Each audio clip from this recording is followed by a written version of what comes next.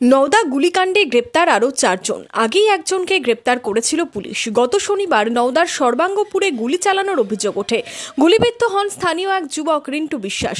এই ঘটনায় গত রবিবার গ্রেপ্তার করা হয় সাহারুল শেখকে। কোর্টে পাঠিয়ে তাকে হেফাজতে নেয় পুলিশ।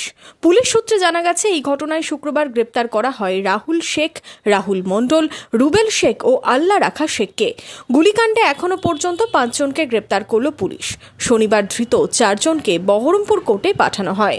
ওটা করতে কখন আসবে?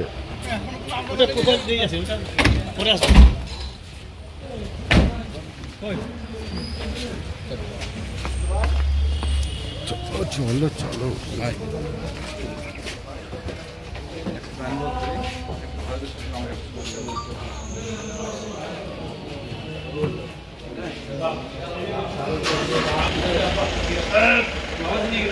বাবাজি